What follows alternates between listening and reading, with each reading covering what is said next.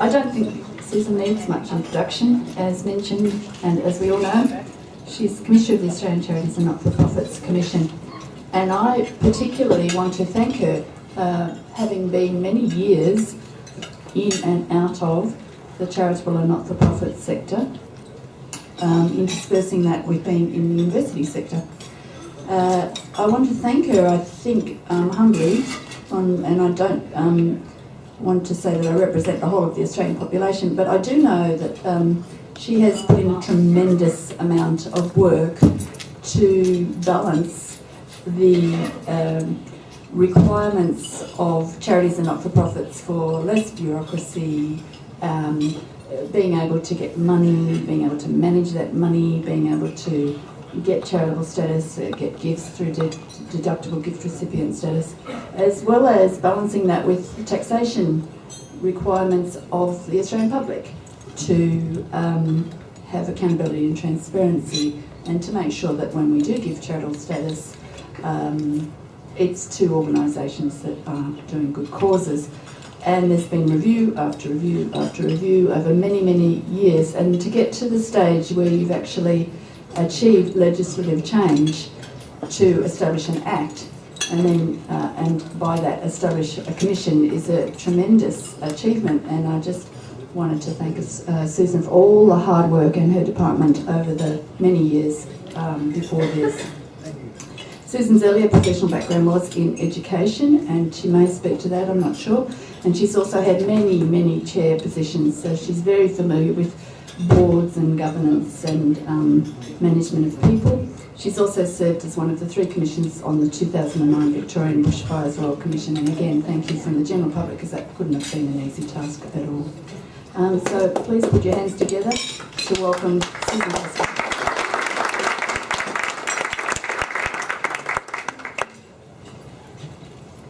Thank you, and I'm delighted to be here, partly as a graduate of the University of Melbourne. Before I begin, I'd like to acknowledge the presence of Professor Matthew Harding and Jennifer Petruni, Senior Counsel, both who have recognised expertise in charity law, and who really, I suppose, all of us are grateful for the contribution that they've made in their respective fields over time. Now, lunchtime addresses should be gentle on the stomach. I've adopted a nautical metaphor, but shall endeavour to avoid seasickness and turbulence. So the first heading is navigating the need for a charity regulator. First, some background. The ACNC, the Australian Charities and Not-for-Profits Commission, was launched on the 3rd of December 2012, so it's only really 14 months old, under the Australian Charities and Not-for-Profits Commission Act. The ACNC is the independent national regulator of some 60,000 charities. These include a diverse range of organisations, including welfare, education, arts, religious and environmental bodies, which together form a crucial part of civil society. Many of these charities deliver services under contract with governments, and there's a policy impetus for this role to increase. The ACNC, as was mentioned by Kerry, was established after decades of advocacy from the sector and on the recommendation of numerous reports, including the 2001 inquiry into the definition of charity and related organisations, the 2008 Senate Standing Committee on Economics inquiry into disclosure regimes for charities and not-for-profit organisations, and the 2010 Productivity Commission's major research report into the contribution of the not-for-profit sector. In summary, the reasons for the ACNC's establishment included recognition that there was a conflict of interest between the role of the Australian Taxation Office, the ATO, in maximising revenue and its role in determining charitable status relating to tax concessions. A recognition of the inadequacy of the patchwork of state and territory regulation of charities, including duplication of regulatory and reporting requirements across jurisdictions that cause significant red tape on not-for-profits, uneven transparency and accountability of charities, both to government and the public generally, and under-resourced and fragmented enforcement, risking a loss of public trust and confidence. Australia's first national charity regulator, the ACNC, was the Commonwealth's response to addressing these issues. And I'm going to give you my next heading, which is a stormy passage of the legislation, to continue the nautical metaphor. The passage of the legislation was stormy, with much filibustering, 3 parliamentary inquiries, and promises by the then opposition to repeal the legislation if it won government, which it did. The Minister with Policy Leadership for the Not-for-Profit Sector, the Honourable Kevin Andrews MP, has repeated the government's commitment to abolishing the ACNC. The Minister with Portfolio Responsibility, Senator Arthur Sinodinos, agrees. So just looking then about what would be abolished, the ACN3 Act has 3 objects. The first, to maintain, protect and enhance public trust and confidence in the Australian not-for-profit sector. The second, to support and sustain a robust, vibrant, independent and innovative Australian not-for-profit sector. And third and final, to promote the reduction of unnecessary regulatory obligations on the Australian not-for-profit sector. Now, in much the same way as maritime laws regulate the passage of seafaring vessels, charity law regulates the conduct of charities and has since the 1601 Statute of Elizabeth. The Australian Parliament in 2012 adopted the model of a statutory office holder, a commissioner to oversight the law and the conduct of charities. As Commissioner, I'm legally required to implement the ACNC Act until such time as it is amended or repealed by Parliament. Similarly, I'm required to implement the Charities Act, which came into effect on the 1st of January this year, after an unsuccessful attempt to delay its introduction in December last year. There is some uncertainty as the government prepares to consult formally with the sector regarding ongoing charity regulation. However, the ACNC is concentrating on administering its act. On a personal note, it's been a Sisyphean challenge working with a spirited, skilled and committed staff to establish an enterprise long advocated by the sector, but with powerful detractors. Campaigns of misinformation and hostility have required endless energy, real resilience and some strategic capacity from all of us in response. We have needed to communicate clearly and often, remembering that 3 independent research projects have demonstrated that 4 in 5 charities support the charity regulators' work, their recent research projects. Despite this insecurity, ACNC staff remain passionate and constructive in their efforts to secure effective charity regulation into the future. Next heading, first year of sailing and not smooth sailing.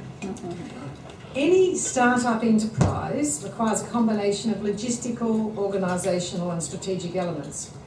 Communication, especially when operating in choppy waters, is pivotal. The ACNC took to the task of establishing Australia's first national charity regulator with enormous enthusiasm.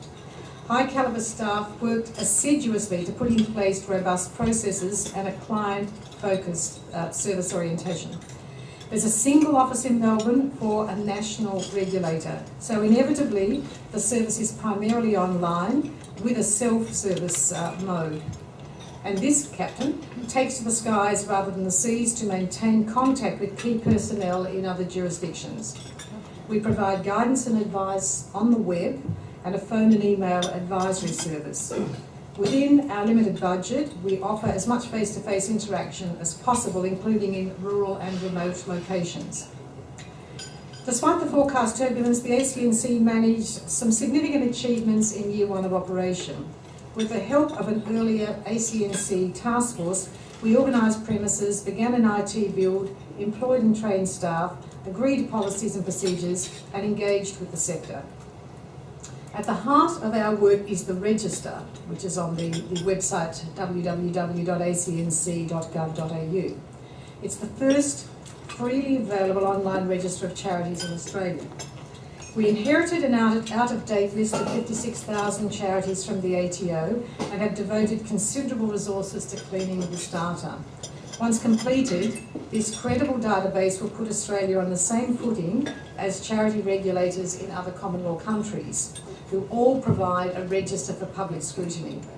It's one of the key means of maintaining trust and confidence in the sector and a very useful tool for donors, funders, policymakers, researchers and others. The mobile version of the register, m.acnc.gov.au, enables people to check the bona fides of charities while on the move. So your phone or your tablet, you can just type it in. The regulatory approach of the ACNC is as much about ensuring charities understand and can meet their obligations as it is about checking complaints of wrongdoing in charities. We begin from the presumption of honesty and use a regulatory pyramid to escalate intervention, allowing opportunity for self-correction along the way. This has been a sensitive area for some, believing that regulatory compliance is unnecessary, and others keen to see a regulator with teeth. The ACNC is required to monitor charities' adoption of minimum governance standards, but also employs an approach that ensures the reputation of charities is not damaged by heavy-handed investigation. And just as an aside, for those of you who are interested, we published on our website a couple of weeks ago a summary of the compliance activity, that's the investigations that we conducted in the first year of operation. So of the some 200 complaints that we've received, a number that proceeded to investigation, and we've given 3 case studies of the kinds of matters that were investigated. So those of you interested in that area, it's there. The advice and guidance provided to charities and the broader community helps the sustainability of the sector. Knowledge about the not-for-profit sector and the conduct of individual charities improves understanding of their conduct and their needs, stimulating confidence, donations and volunteering. The ACNC provides a responsive email and phone advisory service as well as a wealth of material on our website. This has been well received as a means of building credible knowledge and understanding of charities within the broader community. And my final nautical heading is plotting a course in unsettled seas. And what of the future? It is foggy up ahead, but we're concentrating on the fundamentals, administering the ACNC Act, completing the build of the register, continuing work in red tape reduction, and deliberating on what good charity regulation looks like. This latter point is worthy of reflection, as there's to be consultation on the future of charity regulation in Australia. The Minister for Social Services, Kevin Andrews, has mooted that. The core question is, what is the basis of good charity regulation? First, some background on the Australian context. The taxation laws of the Commonwealth, States and Territories all provide concessions for charities. These tax concessions are a significant source of government financial support to the not-for-profit sector and enable charities to carry out functions on behalf of governments, such as welfare and educational services, as well as functions that government cannot carry out, such as sustaining religious communities. It's therefore necessary for governments to examine applications for charity registration, a function which will become more important if services traditionally delivered by government are increasingly delivered by the not-for-profit sector. This examination requires specialist technical skills as it involves interpretation of a complex area of law. As well, this work must be carried out by an independent body to provide protection from external influence, including sector, commercial or political influence, in determining an organisation's eligibility for tax concessions. And this is almost a newsflash, my wind-up paragraphs.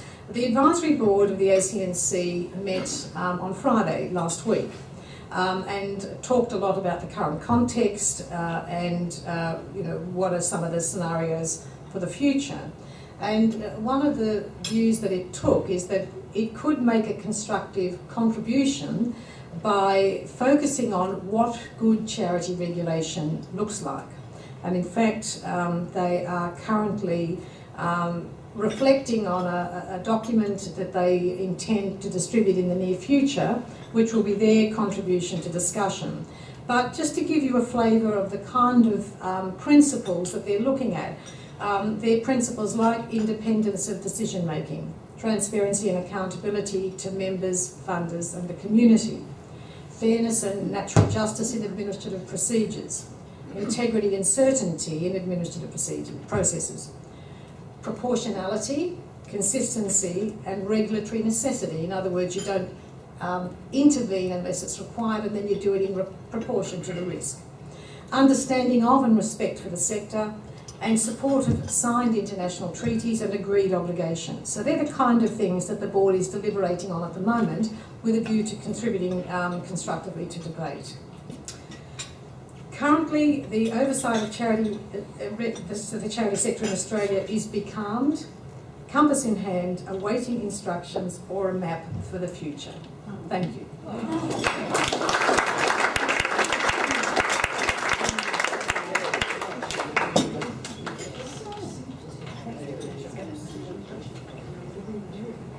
Susan's happy to take questions in the usual manner, so yes, thank you.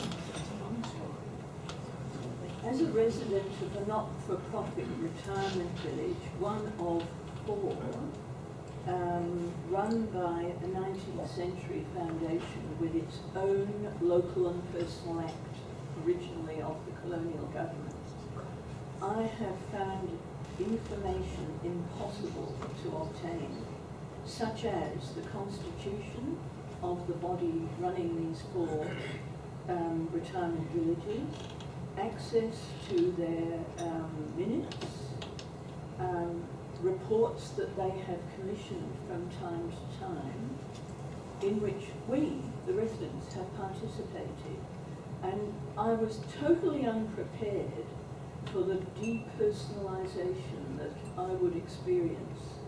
You have a role in society as being a tenant, owner of property, a resident, and suddenly you don't have any of that, and you have no personal or social identity within the community that you now find yourself. How can the Commission help? Is there, I don't know how much is within the scope of your act and your organisation. Well, and obviously I wouldn't comment on an individual case, particularly not knowing all the details. But one of the things that all charities, on the assumption that it's a charity, are required to comply with minimum standards of governance, and those minimum standards are available on our website, and that does include convening annual general meetings, having a constitution. In fact, if they are a charity, their constitution should be on our website. Not for profit. Not for profit. Well, then you might be relying on your state regulator and the requirements in the state regulator. So They've got their own. Yeah. Irrespective, they may well be charitable, and then they would be required to comply with the ACNC requirements. I'm hoping to sneak in a double prong. You're reliant on my memory to keep both in mind. And the second one you can ignore if it's politically difficult. Given this urge to loosen those boring old things like red and green regulations, are we going to find it more difficult than ever to find out that the charities to whom we give what they pay their CEOs, which is now a career path, and how much they spend on administration, 2 of the major things we all want to know. And will this loosening of the regulations lead to the Business Council of Australia getting its wish and becoming a charity?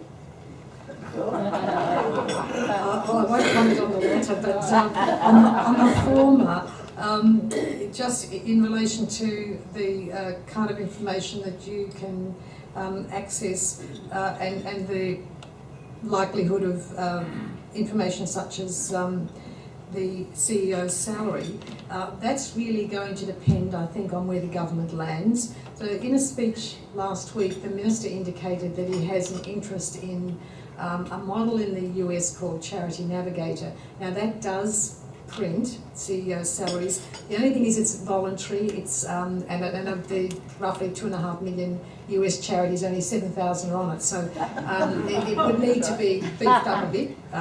But still, that's the intention, that information would be there. The minister, the current minister, doesn't favour financial reporting. So that, again, that would be something that needs to be thought through. There is to be a process of consultation, and so it would be a matter, I think, of what was raised in that consultation process and then where the government landed at the end of that. So there's a whole lot. That's why I ended by saying really it's really quite uncertain at the moment as to where we proceed.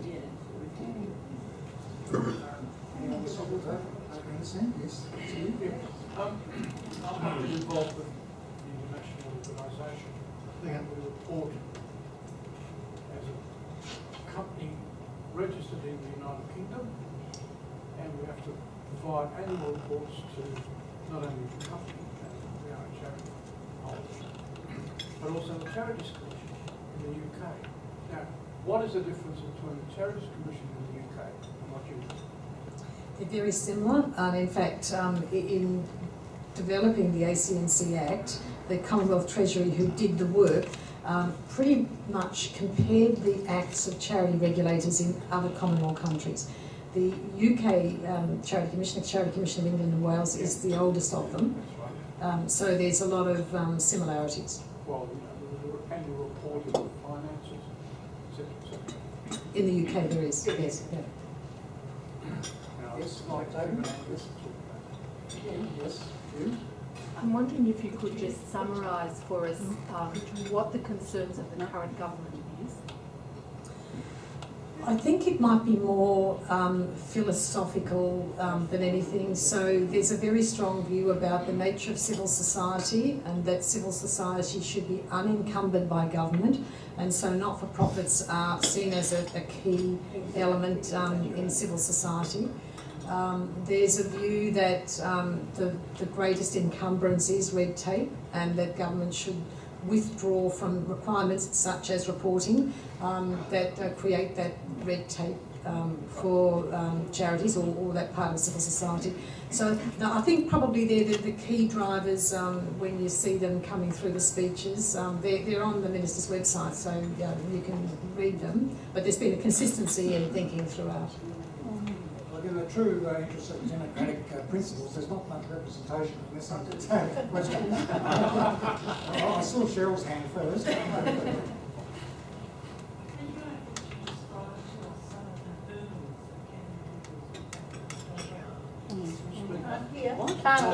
The question was what would be the hurdles that the Minister would need to jump through to make the changes. Well, clearly there's political, and that comes at the moment. Labor and the Greens have said they wouldn't support change, but of course the composition of the Senate, subject to the High Court deliberations at the moment, is likely to, well, it will change, but it could change in some other ways in July. Then there's a legislative hurdle in that when you repeal the ACNC Act, there are 37 other consequential, the consequences of those acts have got to be repealed as well. So that's a very big legislative program. The Minister has foreshadowed his unease with the Charities Act, and so the Charities Act and the consequential and transitional there would need to be repealed as well. Then you get to administrative issues in that because the Charities Act was implemented from the 1st of January this year, then the changes that we introduced there have now been put in place within the ACNC. So now if you register to be a charity, you register by those subtypes in the new Charities Act. Also, depending on how long the ACNC survives, we'll get in place a program for charities to assess their current charity status and definition against the Charities Act. We don't expect too much change there, but still. So there's some of them in place, and of course then there's the issue that if whatever model is put in place in the future, and the models that are up for discussion are that you return it to where it was, so back to the taxation office. You could return the function to the Department of Social Services, and that's not dissimilar to the Office of the Register of Indigenous Corporations, which until the change of government was attached to the Department of Social Services. Some functions for companies limited by guarantee will return to ASIC anyway, but you could give ASIC a greater role. So there, you know, all of that would need to be thought through, and then of course what happens to the staff of the ACNC. Bearing in mind that even with the Charities Act, there have been applying common law. There's a very high level of technical specialisation there. So real thought needs to be given to what follows, because to lose that capability within government would be a tremendous loss, and it would take a long time to build it up again. So there are some of the factors that would need to be considered. I just had a question. As a practitioner, one of the most odious aspects of the previous system was that the Commissioner of Taxation was the one deciding whether or not an entity was charitable. So it's a bit like the fox guarding the hen house, because he felt that he was giving away concession. Has there been any thought about the ACNC keeping that function of determining whether or not an entity is a charity and letting the rest of the regulation go back somewhere else? I'm not sure if anyone's thought about that as a model, because that would still require a regulator, so of some sort. But we put it in the mix when the consultation starts, because that could happen. I know amongst some of the thinking that's being done is that perhaps if you had, rather than a commission, you had an office of the register, like the Indigenous corporations. So it's a pared down function, that you had perhaps changes to the reporting requirements, so that, it's an open question as to whether there'd be financial reporting or reduced financial reporting or even voluntary financial reporting. So that's, I think, what some people are thinking about. And then whether you might reduce the enforcement powers, because some people have found those threatening. So that's some of the thinking that's there. I suppose if you think about the deliberations that the advisory board has been having, they've put independence of decision making at the very top of their thinking. So once you go there, then what provisions do you need to put in place to make sure that that is an unfettered decision? And I think in some ways that's probably the first principle that you need to satisfy. Yes, Yes, there are a number of charities that seem to do the same thing. Is there any work done by your organisation to help the donator to know exactly what she or he is donating to? Well, first of all, if an application comes in for a new charity, our staff will alert the applicant to the fact that there are others around of that ilk, and they could perhaps join forces. Pretty much, almost you could say, almost all of them are not interested. Often it relates to a personal tragedy, or there's an impetus behind that decision, and they're quite passionate about it. Just in terms of how people can make the comparison, if you, once the register is finalised, which all being well would be by the 30th of June, because that's when all of the 2013 annual information statements are due in, and that will populate the register. Then there's a search engine that will enable you. You might decide that you want to donate to a women's refuge in the southeastern part of Melbourne. Well, you can put that in, and then you might want to only donate to those organisations, small organisations, so annual income under 250,000, put that in. So you can put in certain keywords, and then it would drop you a list of charities that meet those criteria. And then, of course, if you want to make further investigation, you can get online, look at their governance records, which do need to be online, and then you can also, if there's financials, you can look at their financials, and then you can make a very informed assessment. Rolling? Commissioner, thank you for this. I've enjoyed it immensely.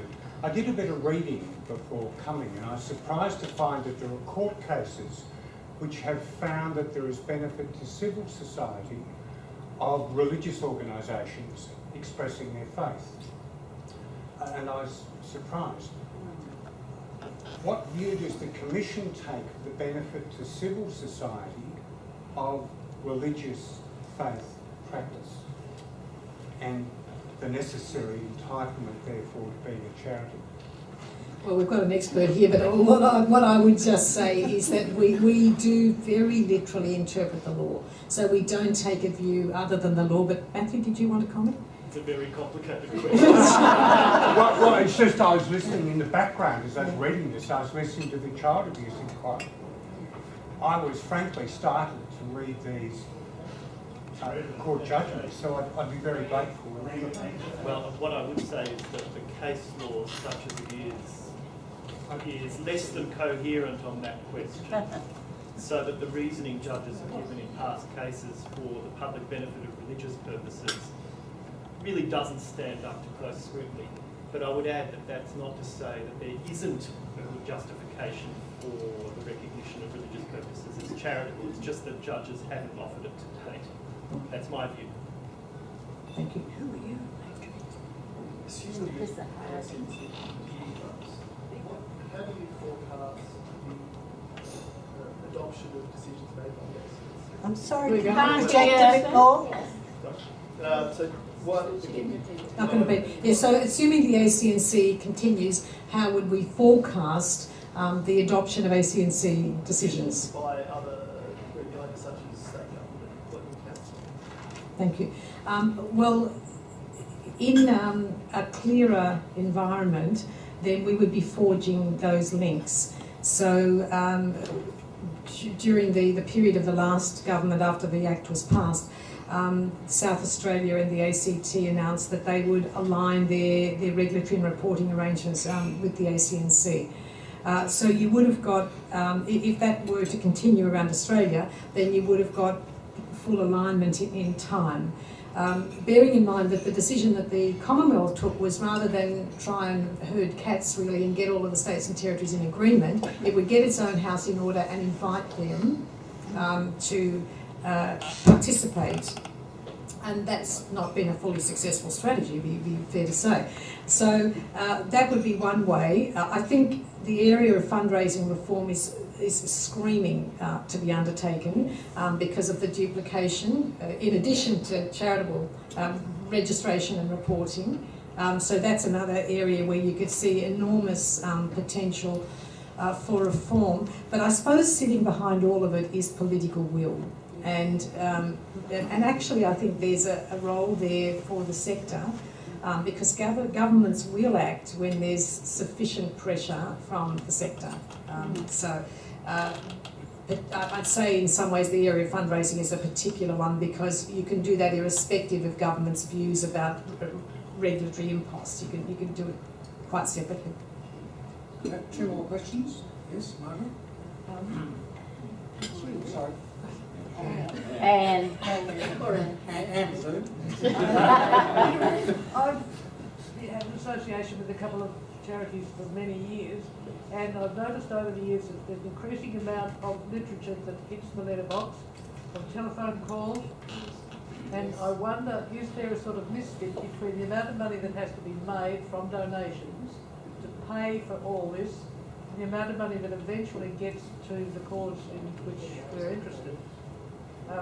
Is there some sort of mechanism for deciding how much they have to give out of what comes in and how much can be spent on these extraneous things?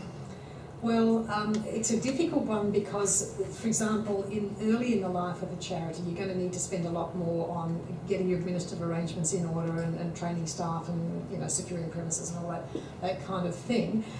It also could depend on the kind of charity you are. So if you're a charity, say of the life, like of Surf Life Saving, or where you're wanting to get out a safety message or some other message, then a lot more of your money will be spent on that advocacy side of the budget, although arguably that is a service delivery orientation. This is a vexed question. I know when I attended a meeting of charity regulators in common law countries, it was a lively topic of debate, and I do think it has to be resolved even within broad bands of tolerance. There's no absolute metric like 15% is enough for administration and the rest should go 10% for compliance and the rest on service delivery. But you would want to be able to get toward some broad understanding of what is a reasonable amount, particularly because if you look at the recent debate in the UK, there's been criticism of the, and in the US actually, salaries paid to the CEOs of charities and whether they were disproportionate given the income of the charity and the nature of the sector in which it was operating. So it's a bit indeterminate, I'm sorry, but there's not a hard and fast question. In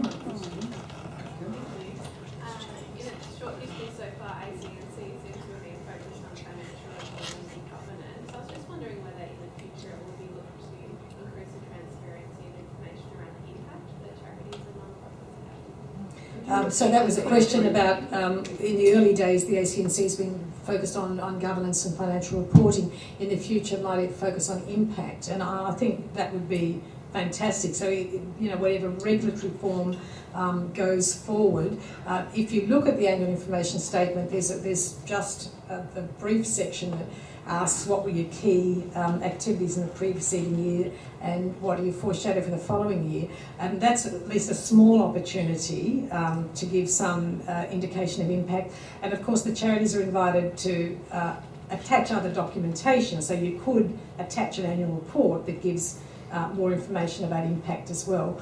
But I agree with you, it's an area that would really benefit from it.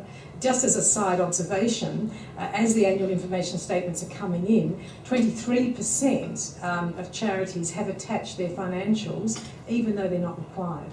So I think there is an appetite amongst the charitable sector. It's only small, but that's in a year when it's not required and they've attached them voluntarily. So we're quite heartened by that. Yeah. 0.35 US one.